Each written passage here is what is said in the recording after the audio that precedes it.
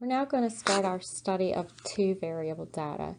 In chapters 1 and 2, we talked specifically about one variable data, but many times we want to look at the relationship between two quantitative variables. So that's what we'll be doing in chapter 3. So we'll start with scatter plots and correlation in section 1. So here are your objectives. You can take a second to read those.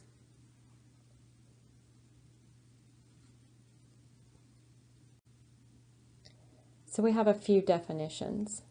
First of all, a response variable. A response variable measures an outcome of a study.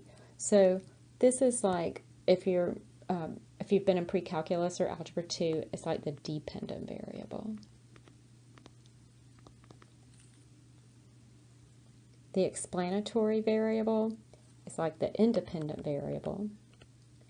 And we're hoping that the independent variable could explain or influence changes in the response variable. And then a scatter plot you're very familiar with. It shows the relationship between two quantitative variables measured on the same individuals.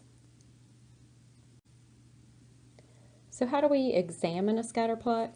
Well, just as in any graph of data, we'll look for the overall pattern and striking deviations from that pattern. You can describe the overall pattern of a scatter plot by looking at the direction, the form, and the strength of the relationship.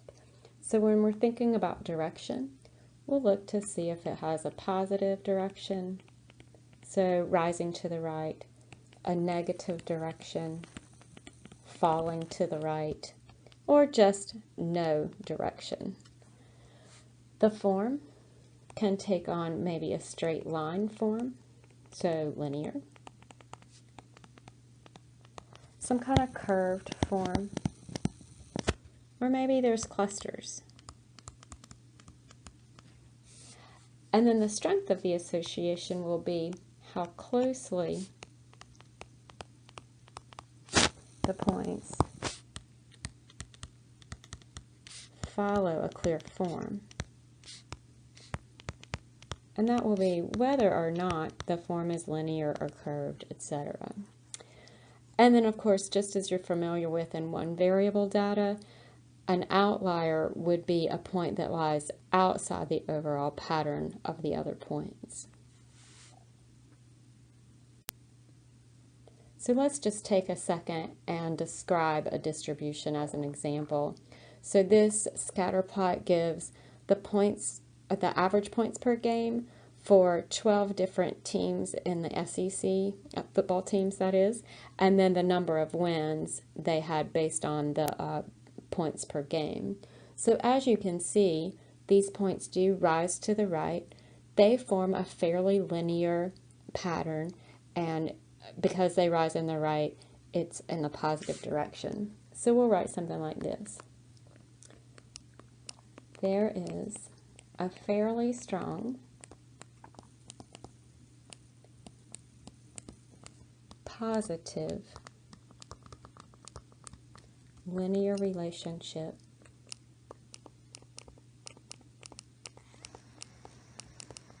between points per game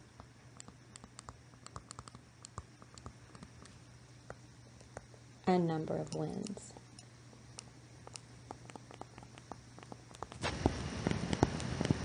So notice that I've gotten in the direction, I have that the form is linear, and I've talked about the strength. And you'll just have to use some moderator of strong, right? So fairly strong, moderately strong, very strong, a weak linear relationship, something like that. So you always talk about the strength of that linear relationship if there is one. So maybe you're thinking, I don't really know how I'm going to decide how strongly linear a relationship is between two variables. So because of that, we'll need some numerical measure, and we have one. It's called correlation. It's denoted by an R. You're probably familiar with that from maybe your pre-calculus class, and it is a measure of the strength and the direction of a linear relationship. So here are a few facts about correlation. So R is always a number between -1 and 1. When R is positive, it'll indicate a positive association between the variables. And of course, when R is less than 0, it indicates a negative association between the variables. If R is close to 0, either positive or negative, this will indicate a very weak linear relationship. And the strength of the linear relationship increases as R gets close to 1 or close to -1. So if we have, say an R of 0.95, that's going to be very strongly linear in the positive direction. If we had an R of -0.95, it would be strongly linear in the negative direction. And then, of course, if we have an R of exactly 1 or exactly -1, that means that our relationship is exactly linear. Here are a few examples. As you can see on the left here, I have two scatter plots. This first one is very weakly linear. I can kind of see that in general the points fall. As my x's get large, my y's get smaller, but it's very weakly associated. So my correlation is only -0.3. Now, I wouldn't actually expect you to be able to tell that it's -0.3 just by looking at it, but this is just, an example where it's already been calculated. Here's a little bit stronger negative association with a -0.7, and you can see that the points do fall closer to the line than in the -0.3. And then here are examples in the positive direction. So here's my largest correlation, and these points are closer to the line than any of the other ones.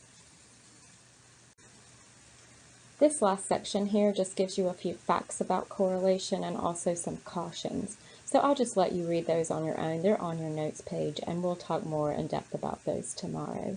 You should now try your quiz on Blackboard.